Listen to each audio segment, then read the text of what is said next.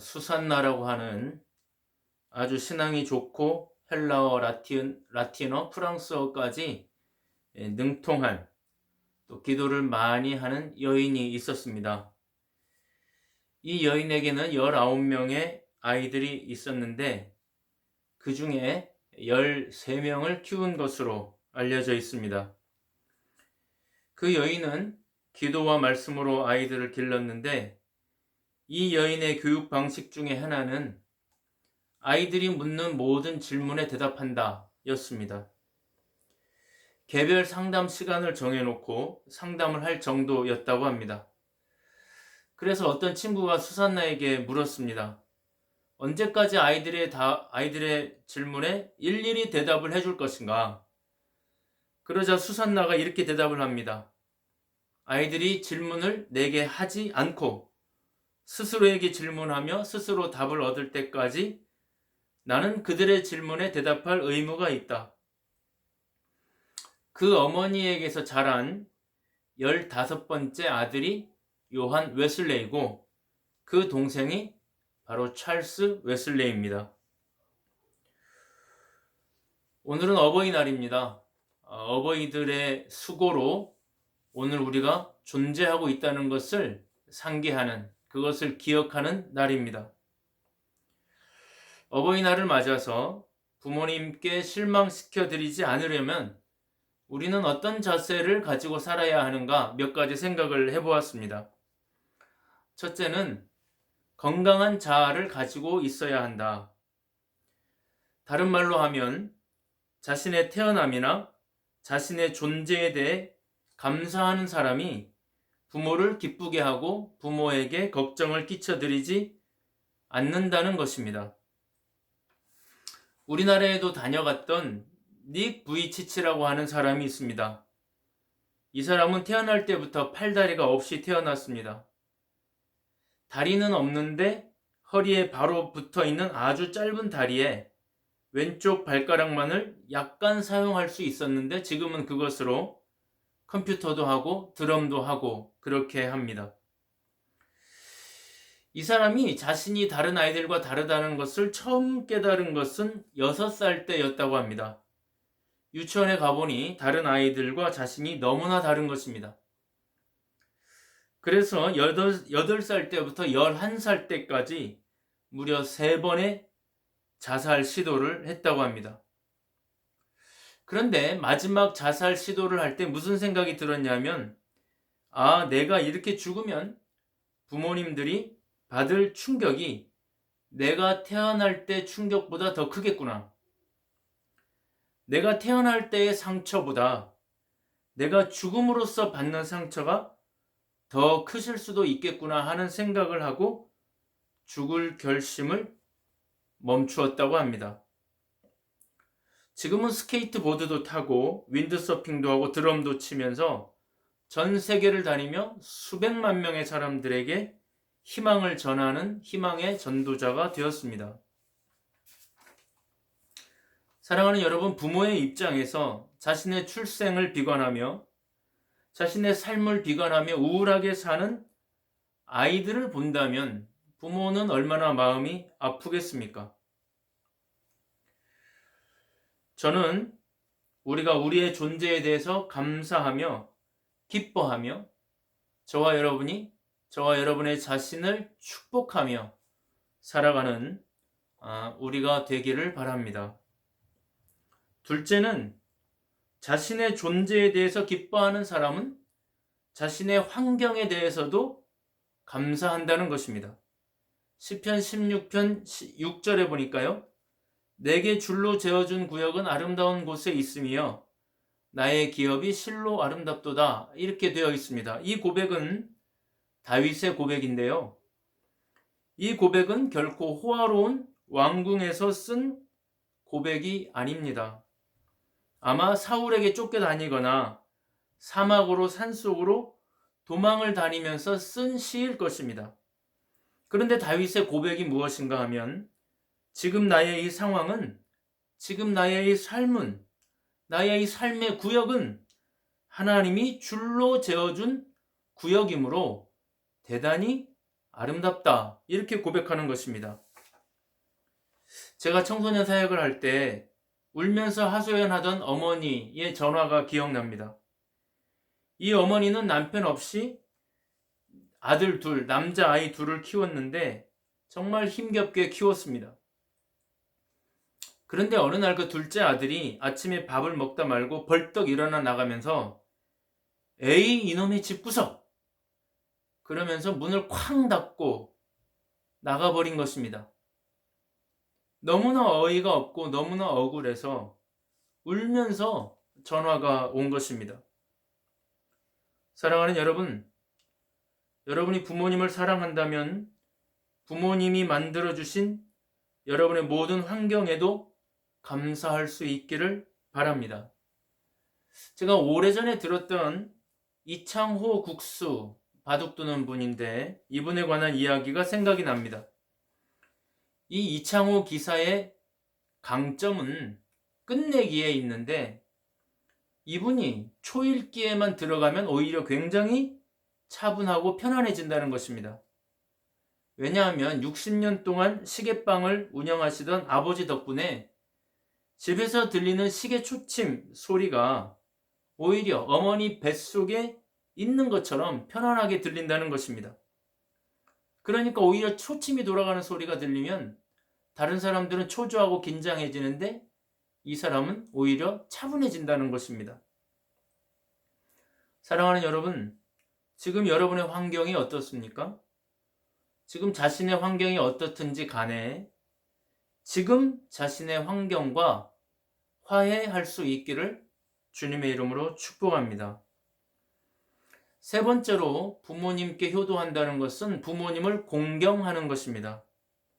오늘 말씀을 다시 한번 읽어보겠습니다. 자녀들아 너희 부모를 주 안에서 순종하라. 이것이 옳으니라. 내 아버지와 어머니를 공경하라. 이것이 약속 있는 첫 계명이니 이는 내가 잘되고 땅에서 장수하리라. 여기 보면 하나님은 우리에게 부모님에게 공경하라 이렇게 말씀합니다. 내 부모를 사랑하라 이렇게 말하지 않고 공경하라고 되어 있습니다. 오늘날 많은 아이들이 상처를 받는데 그 상처를 받는 대상의 80%가 부모라고 합니다. 그 중에서도 어머니에게 받는 상처가 많다고 합니다.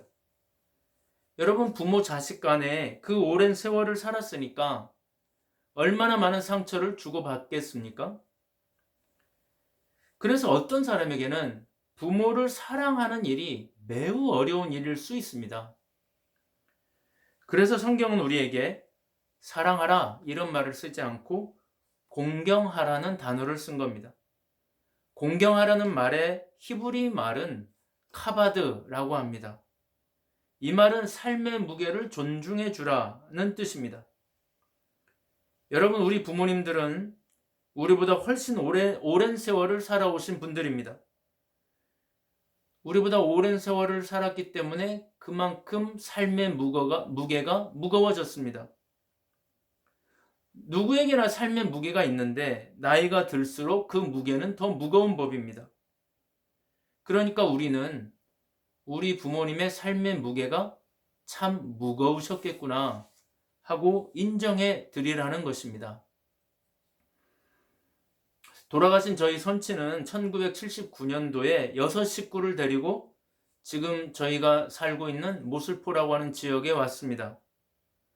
30명이 채 안 되는 교회에 오셨기 때문에 저희의 살림살이라는 것이 빈궁하기 짝이 없었습니다. 그래서 저희 어머님이 참 고생을 많이 하셨습니다.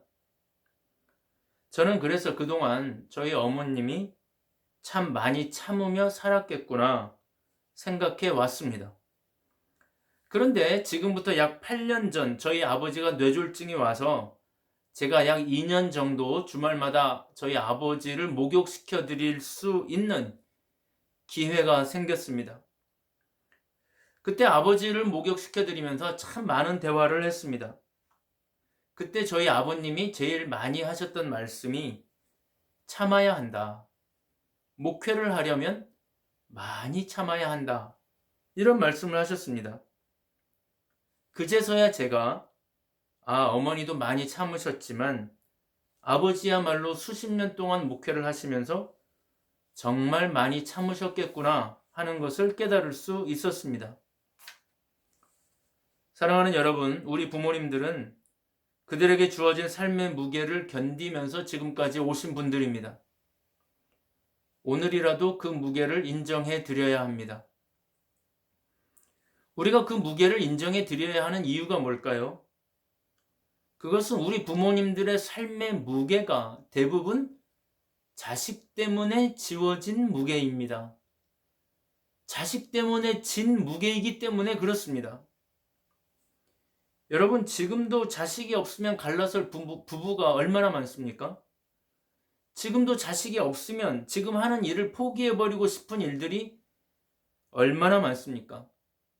우리 부모님들이 지금까지 견디는 이유 중에 가장 큰 이유는 자식 때문입니다. 우리 때문에 늙으신 것이고, 우리 때문에 병든 것이고, 우리 때문에 참고 견디신 것입니다.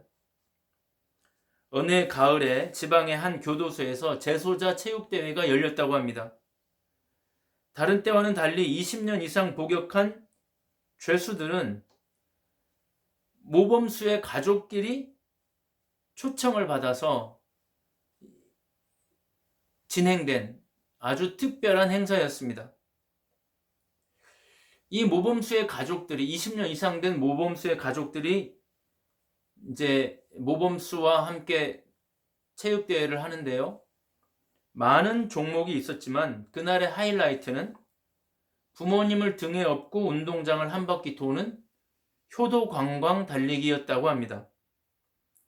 그런데 참가자들이 하나둘 출발선상에 모이면서 한껏 고조되었던 분위기가 갑자기 숙연해졌습니다.